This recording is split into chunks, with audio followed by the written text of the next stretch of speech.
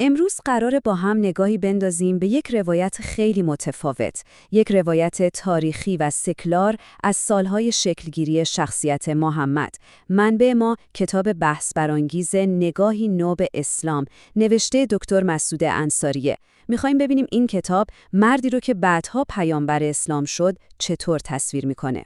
نویسنده دکتر انصاری همین اول کار با این جمله تکلیف رو روشن میکنه. یک جمله خیلی تند و تیز که نشون میده با یک تحلیل کاملا انتقادی و غیر مذهبی طرفیم. در واقع این جمله به ما میگه که قراره به یکی از تأثیرگذارترین چهره‌های تاریخ از یک زاویه کاملا متفاوت نگاه کنیم. پس بیایید شروع کنیم. اولین بخش یک تاریخ مورد مناقشه. پس همونطور که گفتم اینجا قرار نیست یک زندگی نامه سنتی رو با هم مرور کنیم. نه، هدف این تحلیل اینه که شخصیت محمد رو قبل از پیامبر شدنش توی بستر تاریخی و اجتماعی خودش بفهمه. خب، میریم سراغ بخش دوم، یتیم مکه. بیایید برگردیم به نقطه شروع. طبق این منبع، زندگی محمد توی مکه قرن ششم میلادی از همون اول با یک حس عمیق فقدان و بی‌ثباتی همراه بوده. خب، حالا سوال اینه که چه اتفاقاتی واقعاً کودکی اون رو شکل دادن؟ به گفته این کتاب، کودکی محمد یک رشته از تراژدی‌های پشت سر هم بوده. فقدان‌هایی که نویسنده معتقده تأثیر خیلی عمیقی روی روانشناسی و نگاه محمد جوان به دنیا گذاشتن. این خط زمانی واقعاً تکان دهنده است. ببینید، هنوز به دنیا نیومده که پدرش رو از دست میده. 6 سالش میشه مادرش از دنیا میره. 8 سالش که میشه، پدر بزرگش عبدالمطلب که سرپرستیش رو به عهده داشته هم فوت میکنه. یعنی کل دهه اول زندگیش در حال دست به دست شدن بین سرپرست‌های مختلف و تجربه کردن از دست دادنه. این حس بی‌ثباتی دائمی رو تصور کنید. نکته جالب اینجاست که این منبع تأکید میکنه محمد به قبیله قریش تعلق داشت، یعنی یکی از مهمترین قبایل مکه. ولی با اینکه اصل و نسب داشت، یتیم بودنش عملاً اون رو در یک وضعیت فقر و وابستگی به دیگران قرار داده بود. پس نکته کلیدی از دیدگاه نویسنده همینه. جوانی محمد با سختی مالی و آسیب‌پذیری اجتماعی گره خورده. این تجربه ناامنی در سالهای اولیه یک تضاد خیلی بزرگ با قدرتیه که بعداً به دست میاره. این تضاد خیلی مهمه. حالا میرسیم به بخش سوم، کاروان‌های تأثیرگذار. اینجا نقطه‌ایه که همه چیز شروع به تغییر میکنه. سفرهاش و آشنایی با دنیای خارج از مکه جهانبینی اون رو زیر و رو کرد. ببینیم چطور؟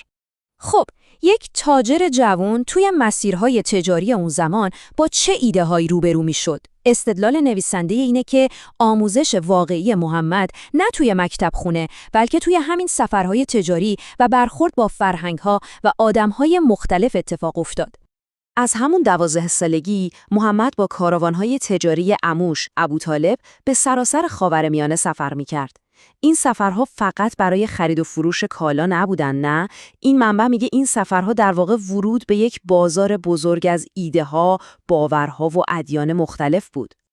و اینجاست که به ایده اصلی نویسنده میرسیم. کتاب میگه محمد توی این سفرها با علمای یهودی، مسیحی‌های سوری، راهب‌های بیزانسی مثل بحیرا و حتی با مفاهیم دین زرتشتی و حنیف‌ها که یکتاپرستای خود عربستان بودن آشنا میشه. یعنی چی؟ یعنی مدت‌ها قبل از اینکه ادعای وحی کنه با اصول اصلی ادیان توحیدی آشنایی کامل داشته. بخش چهارم، خدیجه، یک شراکت سرنوشت ساز. شاید بزرگترین نقطه عطف زندگی محمد توی 25 سالگی اتفاق افتاد. اینجاست که سرنوشتش با یک زن خیلی قدرتمند و مستقل گره میخوره. خب، خدیجه کی بود؟ یک زن تاجر، ثروتمند، محترم و مهمتر از همه مستقل توی مکه. اون محمد رو استخدام کرد تا کاروانهای تجاریش رو مدیریت کنه.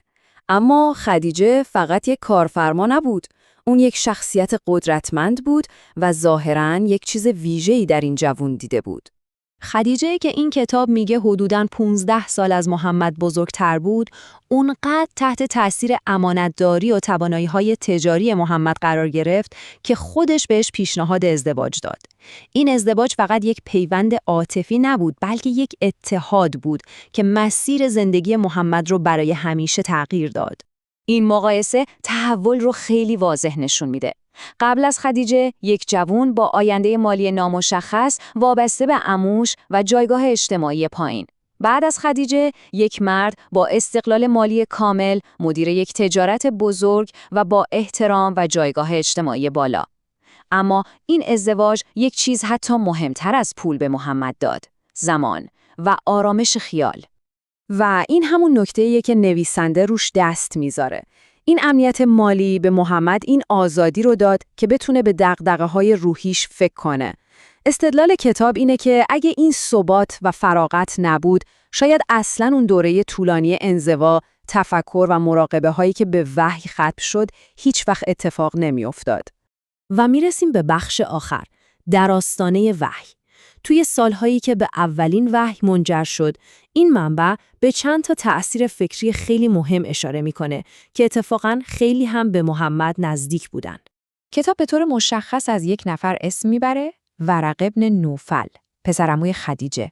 استدلال نویسنده اینه که این شخص، یعنی ورقه، نقش کلیدی توی تفسیر کردن و معنی دادن به اولین تجربه‌های روحانی محمد داشته. خب ورقه کی بود؟ اون یک حنیف بود، یعنی یکتاپرست، اما مهمتر از اون، طبق این منبع، ورقه یک عالم بود که کتاب‌های مقدس یهودی و مسیحی رو خونده بود و حتی بخش‌هایی از انجیل رو به عربی ترجمه کرده بود. این یعنی محمد توی خانواده خودش به یک نفر دسترسی مستقیم داشت که کاملاً به همون سنت‌های توحیدی که توی سفرش دیده بود مسلط بود. ورقه مثل یک پل ارتباطی زنده بود. داستان از این قراره که بعد از اون تجربه اول و گیج کننده توی غار حرا، محمد که خیلی پریشون بوده، ماجرا رو برای خدیجه تعریف میکنه و این خدیجه است که اون رو پیش ورقه میبره. این لحظه واقعا سرنوشت سازه. فکرش رو بکنید، این عالمی که با قصه های پیامبران آشناست، قراره چه واکنشی نشون بده؟ حرفای محمد رو توهم حساب میکنه یا یک معنی دیگه‌ای براش پیدا میکنه؟ و واکنش ورقه طبق این نقل قول فوق‌العاده است. اون میگه این همون کسیه که بر موسی نازل شد. ای کاش جوان‌تر بودم. ای کاش زنده بودم وقتی قوم تو رو بیرون میکنن.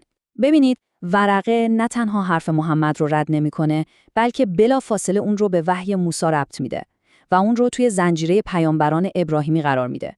این لحظه تأییده. و در نهایت کل این تحلیل به ما چی میگه؟ از دیدگاه این نویسنده، محمد محصول شرایط خیلی خاص زمان خودش بود. شخصیتی که از دل فقدان و یتیمی بیرون اومد، توی چهارراه فرهنگ‌ها، ایده‌های مختلف رشد کرد و با یک شراکت سرنوشت ساز قدرت و فرصت پیدا کرد. از این نگاه همه این اتفاقات دست به دست هم دادن تا زمینه برای ظهور یک پیامبر فراهم بشه. و این ما را با یک سوال بزرگ تنها میذاره. واقعاً تا چه حد این بستر و زمینه تاریخیه که سرنوشت شخصیت‌های بزرگ رو میسازه؟